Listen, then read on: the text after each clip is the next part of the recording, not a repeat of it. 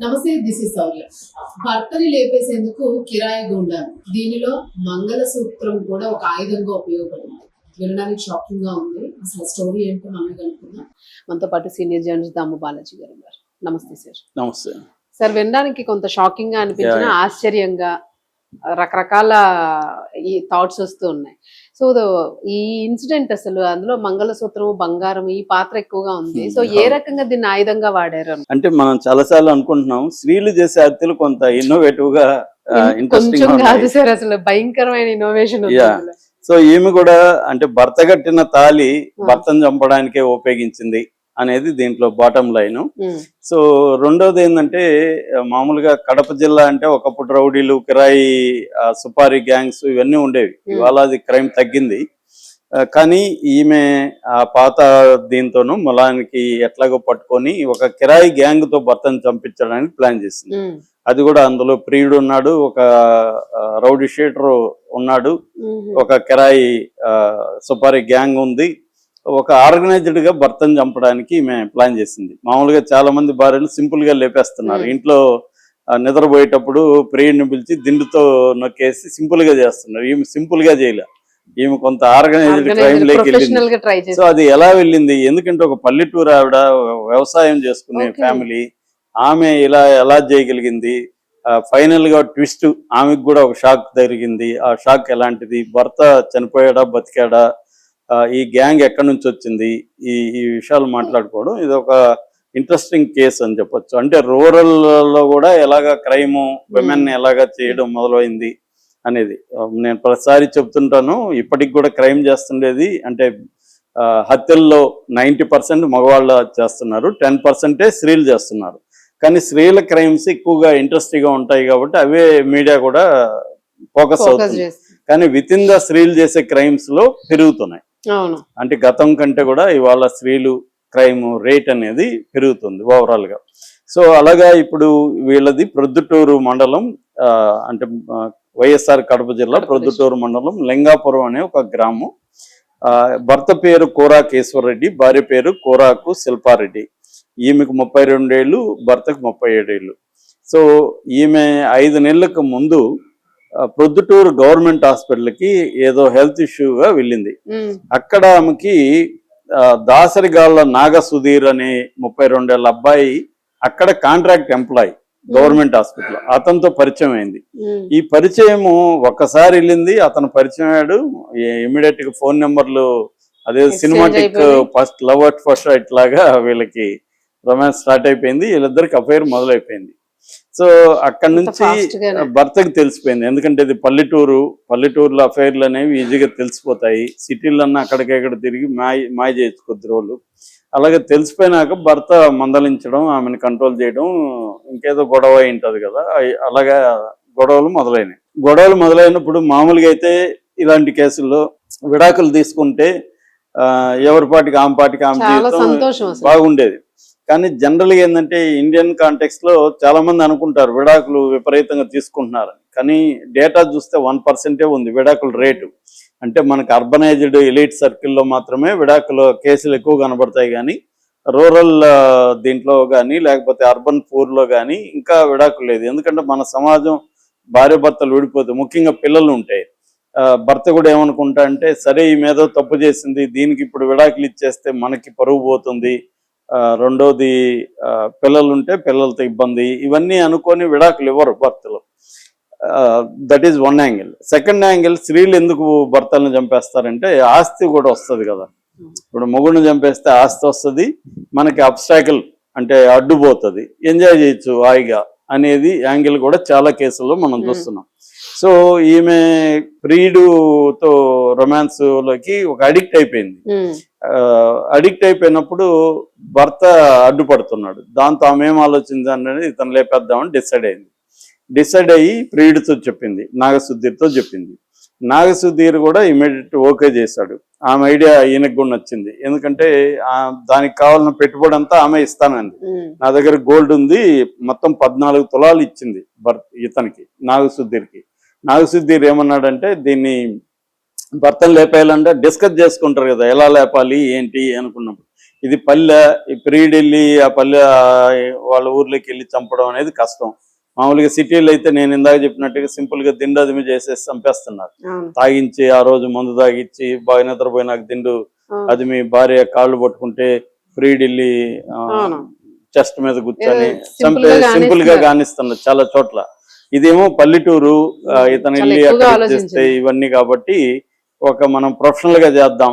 వాళ్ళైతే పైగా guarantee professionals అయితే వాళ్ళు ఒక సిస్టమేటిక్ గా ఆర్గనైజర్ చేస్తారు అని చెప్పి ఇతనికి తెలిసిన, అంటే ఈ గవర్నమెంట్ హాస్పిటల్ కాబట్టి క్రిమినల్స్ ఖైదీలను కూడా అక్కడికి తీసుకొస్తారు కదా, అలాగా ఇతనికి ఒక రౌడీ షీటర్ తో పరిచయం ఉంది.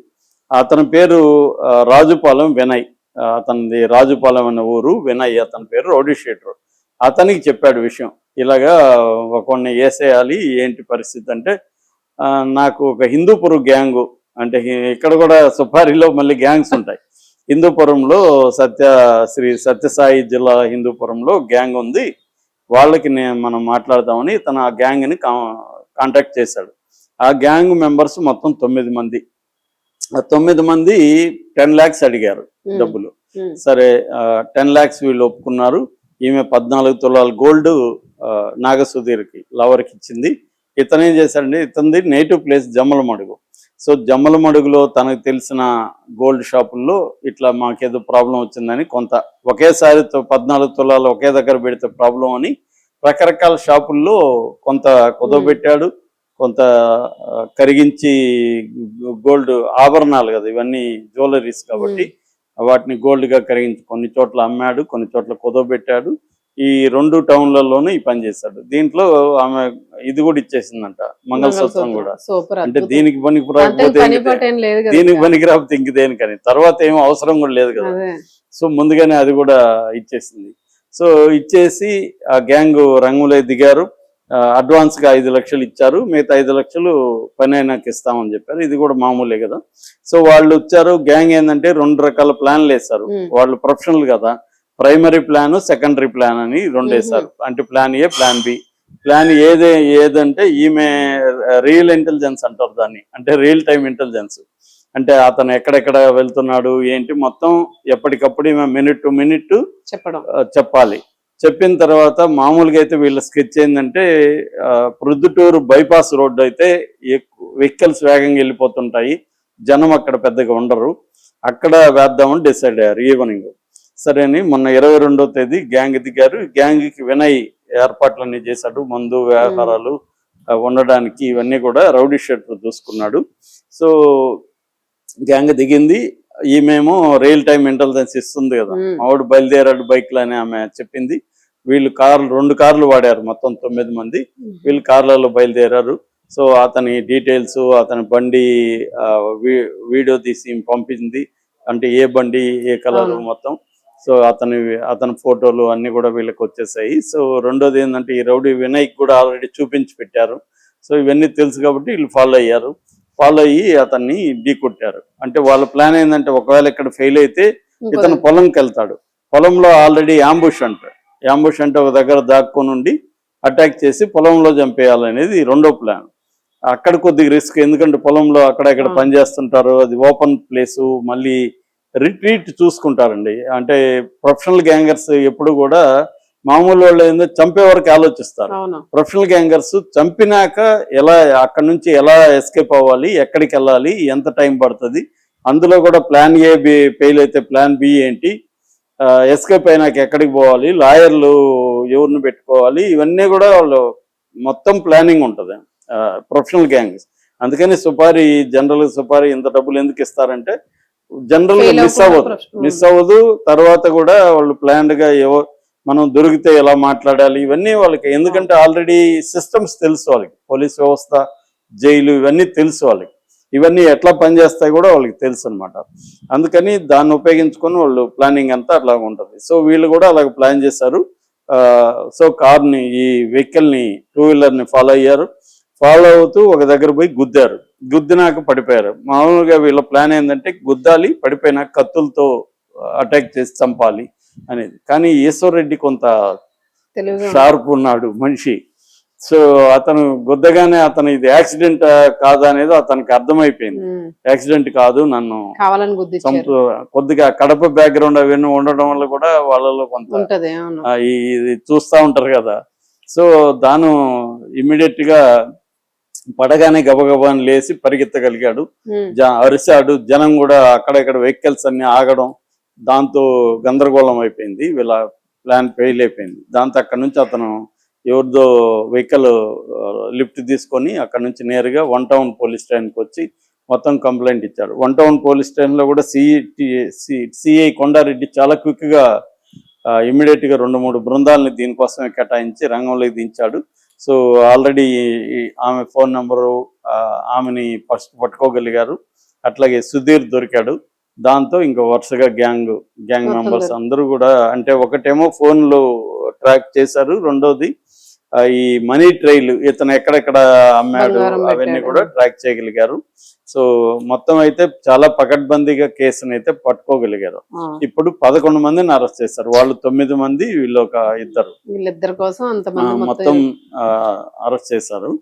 సో ప్రస్తుతానికి ఇంక వీళ్ళిద్దరు జైలే. ఇంకా వీళ్ళిద్దరు జైలే. కాకపోతే ఏంటంటే వీళ్ళకి క్రైమ్ అలవాటు కాబట్టి గ్యాంగులకి ఇవన్నీ కూడా ఆలోచించాడు దొరికినాక కూడా. అంటే ఇది హత్యాయత్నమే కదా, హత్య కూడా కాదు, మామూలుగా ఆరోపణ హత్యాయత్నమే కాబట్టి ఇంకా అదంతా ప్రూవ్ కావాలి. సో ముందు 1 నెల అయితే జైల్లో ఉంటారు. జైల్లో కూడా వీళ్ళకి ముందే ప్లానింగ్ ఉంటది. జైల్లో డబ్బు నేను చెప్పినా కదా, జైల్లో డబ్బులు ఉంటే బాగానే అత్తగారింట్లో అల్లులాగా ఉండొచ్చు. సో అవన్నీ ముఖ్యంగా కడప జిల్లాలో చాలా బాగా జరుగుతుంది, డబ్బులు ఉంటాయి. సో అలాగా వీళ్ళు ప్రజెంట్ అయితే వీళ్ళిద్దరు మాత్రం ఎవిడెన్స్ దొరికేసినట్టే కదా సార్. ఇప్పుడు భార్యాభర్తలు, అదే లవ్వరునా అమ్మాయి, అదే ఇవన్నీ రేపు కోర్టులో సాక్ష్యాలు నిలబడాలి. ఆమెకు సంబంధం లేదన్నారనుకో, రేపు వీళ్ళు ఆమెకు సంబంధం ఉన్నట్టు నిరూపించడానికి ఫోను, కాల్ రికార్డులో సిడిఆర్ అంటారు కదా, కాల్ డేటా రికార్డు, అవన్నీ సబ్మిట్ చేయాలి, టెక్నికల్ ఎవిడెన్స్. ఇక్కడ కానీ పోలీసులు కానీ మేనేజ్ చేశారనుకోండి, పోలీసులు ఎవిడెన్స్ ని మెల్లగా డైల్యూట్ చేస్తారు. లేదు అని అనుకుంటే ఆ ప్రియుడికే మొత్తం చుట్టుకునేటట్టుంది. బంగారం పట్టుకుపోయి అమ్మాడు కదా, వాడి దొంగతనం చేసాడని అన్నది అనుకోండి, అదే వాడికి కొద్దిగా దొరుకుతాడు. ఎక్కడెక్కడ అమ్మారు అవన్నీ కూడా రికార్డులు తెప్పించారు వీళ్ళు. కాకపోతే దానికి దీనికి లింక్ పెట్టాలి. అంటే ఆ గోల్డ్ అమ్మడం, ట్రైల్ ఆఫ్ గోల్డ్ అంటారు, ట్రైల్ ఆఫ్ మనీ, ఇవన్నీ చేయాలి. అంటే పకడ్బందీగా ఆర్గనైజ్డ్ గా పోలీసులు పనిచేస్తే మాక్సిమం చేయొచ్చు. కాకపోతే ఇట్లా అంటే నడి వీధిలో చంపిన కేసులు కూడా వీగిపోయిన కేసులు చాలా ఉన్నాయి మనకి. ఎందుకంటే సంవత్సరానికి